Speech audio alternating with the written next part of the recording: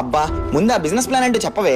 కొన్ని second hand items ఉంటాయి కదండి, వాటికి కొత్త లేబులింగ్ కొత్త ప్యాకింగ్ చేసి అమ్మేసి ఒక కంపెనీ ఉంది.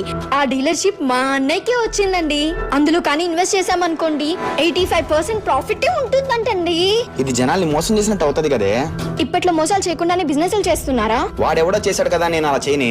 మనం చేసే పాపము మనకు కాదు, మన బిడ్డలకు తగలుతుంది. అబ్బా, అప్పటికి మీకే మీ బిడ్డ మీద ప్రేమ ఉన్నట్టు నా బిడ్డ మీద నాకు ప్రేమ లేదా?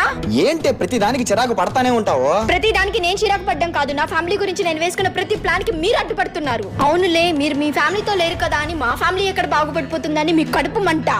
చాలా ఎక్కువ మాట్లాడుతున్నావు. నేను ఏ రోజు మీరు నాశనం అయిపోవాలని కోరుకోలేదు, కానీ ఈ డీల్ మీకు ఓకే అయితే మాత్రం మీరు సర్వనాశనం అయిపోతారు ఖచ్చితంగా. నా మాట విని మీ అన్నకు చెప్పు ఈ డీల్ క్యాన్సిల్ చేసుకోమని. మీరెలాగో వాడికి హెల్ప్ చేయరు, వాడేదో చేసుకుంటుంటే దానికి కూడా అడ్డుపడతారా? అలా కాదు, ఇది ఫ్రాడే.